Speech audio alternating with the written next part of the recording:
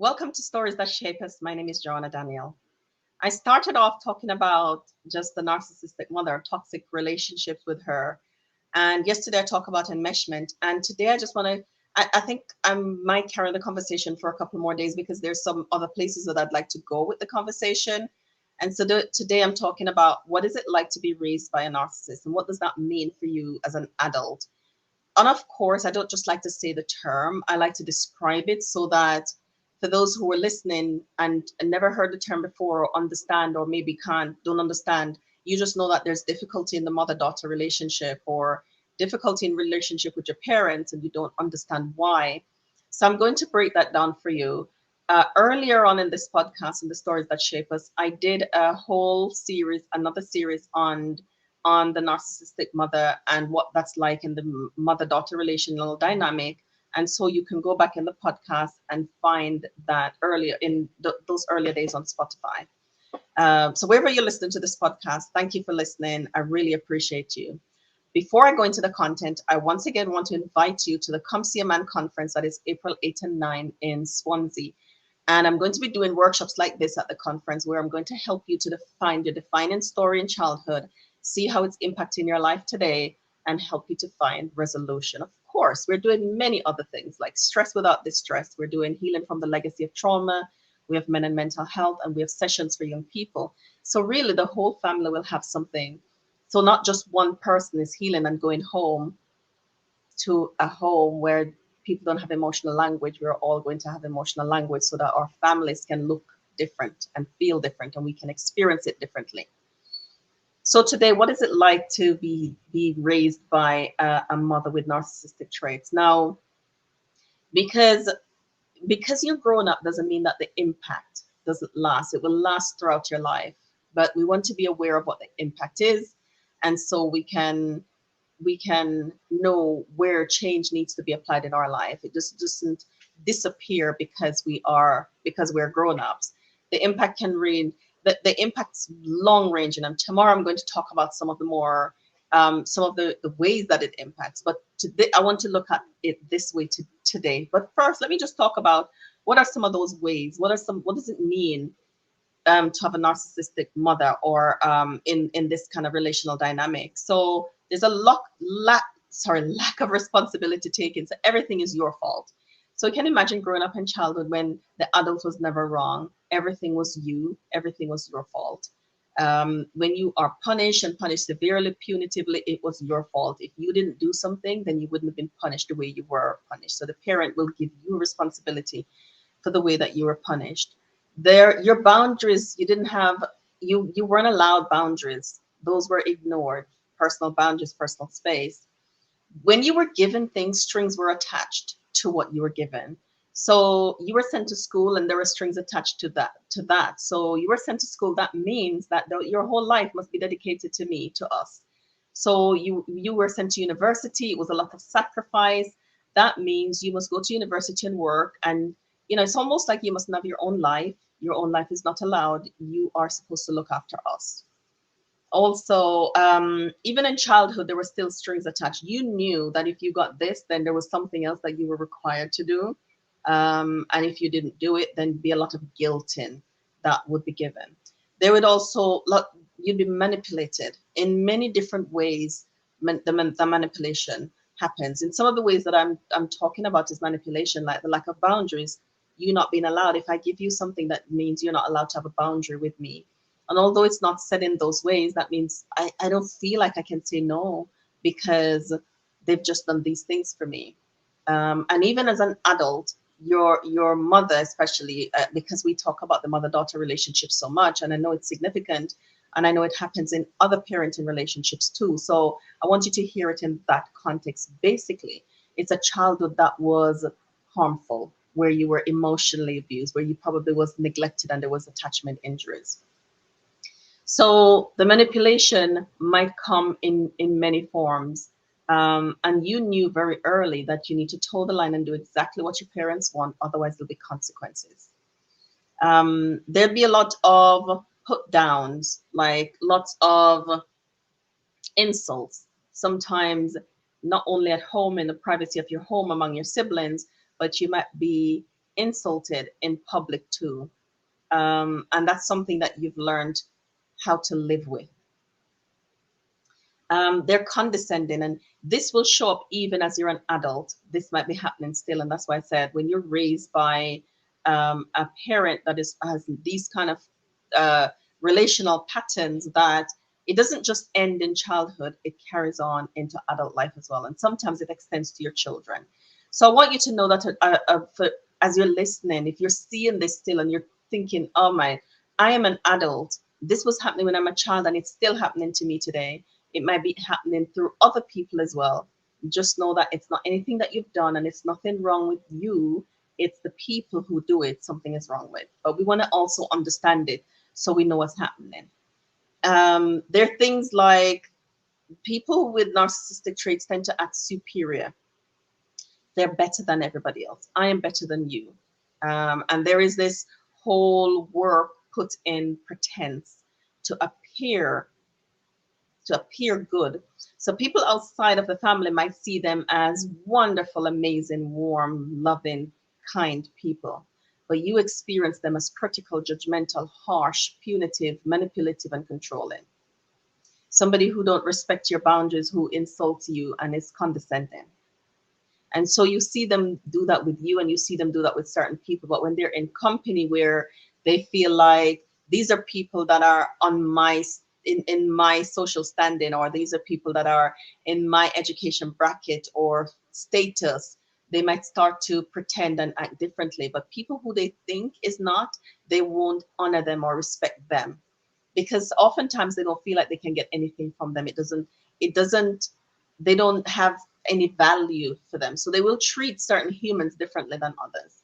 um, they have grandiose view, really big view of themselves. They see themselves in that really high esteem, and a really very high view of self, even when that's not corroborated by anybody, even when nobody else has ever agreed, but they still have this view of self, and so they act a certain way. So they want power and control. So on one hand, they act superior. They want people to know about them. They will want to be in certain circles. But on the other hand, they're terrified of people really knowing who they are. They're so it's this, because they have this thirst and need for admiration. So any decisions that you make that might look like it's less than the family that they admire and aspire to be like, they'll see that as a personal, like a personal thing that you're doing to them. How could you not choose to go to university and become a lawyer when Janet's daughter just finished law school or is going to law school?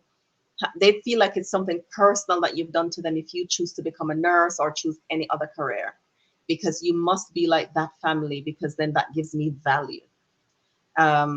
Now, how does that impact you in your adult life? And I say, a dear friend of mine that called this the narcissistic fleas, where because we're raised in an environment, and this is a common theme in our home and in our family, we sometimes, you might find yourself sometimes acting like this. You might find yourself demonstrating character qualities like your mother, like your parent, and that might be really distressing to you, because you might see yourself reflecting in them, in the way you sometimes might not ignore people's boundaries, the way you put people down sometimes. Sometimes you might have an attitude and an air of superiority. You might be condescending to some people because you learn that. Behaviors are learned. We internalize behaviors, we internalize values, we repeat patterns. And so you might be thinking, I think I'm a narcissist. Because I'm doing these things that I hate in my parent that does it, but I find myself doing the same thing. And there's a verse from Paul that comes to mind for those who are Christians. The good that I want to do is not what I do, and it's the evil that I don't want to do. It's that those are the things I find myself doing. And so it's really important to understand, what is the root of that? Am I really this person who is condescending and I look down on other people? Do I have a superior attitude, or do these things? Do I have a too high estimation of myself? Do I see people as less than me? It's really what I'd say is, as I said, my colleague B. Jackson calls it narcissistic fleas. I saw in one of her videos one time, and I think the fact that you're even thinking about, the fact that you're even questioning, the fact that you're even horrified by the idea that you could possibly be is for me hope, and you should have hope, because it tells me that you're aware of these, and that you're not comfortable with these traits, and you really want to change. And so the first place of change is to know that something is wrong. And the second bit is to start now doing something about what is wrong. So now that you know that something is wrong, you can begin to go about with the work of change.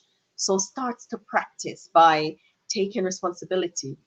When you do something that's wrong, when it's pointed out, it might make you feel queasy in your stomach, but you take a deep breath and you take responsibility for that wrong that you've done. That you be try to be authentic, by you be who you are at home, be at work, and be in all the spaces that you're in, because you're not compartmentalizing yourself or sectioning yourself off. You're not pretending to be something and somebody that you're not.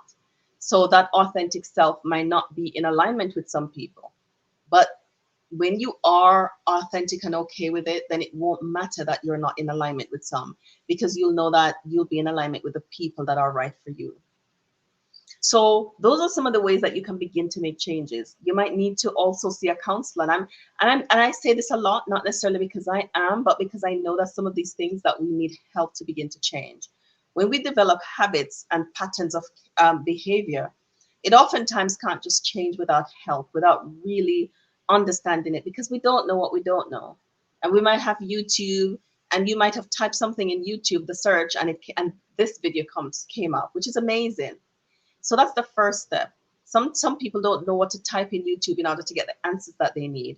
If you find yourself repeating some of the patterns of behavior of the parent that was a narcissist, the parent that was harmful, the parent that had you in an unhealthy relational dynamic, and you want to change, you might need to get the support of somebody who has the understanding and the knowledge of this kind of behavior pattern, the impact of it, and begin to help you to start one day at a time, make different choices so that you can start create change, so that your relationship can look different, so that you're breaking a cycle. And if you have children, your children will never say the things that, or feel the things that you feel about your parent. I'd like to say this though: offer yourself grace. Even if you see where you've slipped up and you feel like you're too far ahead in parenting, it's never too late, by the way.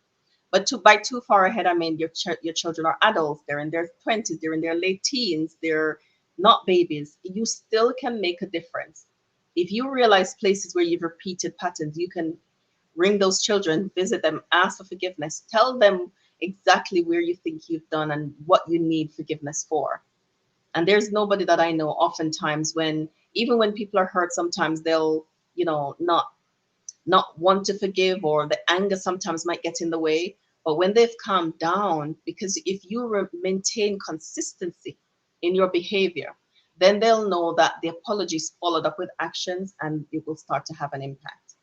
So when we live and when we grow up in a system and a dynamic, when we inherit this pattern, and we, by just seeing it and living it and being a recipient of it, makes us see it becomes a part of pathways in our brains without our consent. And so we will naturally, in times of stress, resort to what we know. So when certain triggers happen, it would be naturally for you to go down the path of condescending, or ignoring boundaries, or manipulation. But if you can see yourself in that, you can start to create change, and you can make a difference to the relationships that you have, and they can start to become healthy. Thank you for joining me in this episode of Stories That Shape Us. I hope you'll join me on the next story.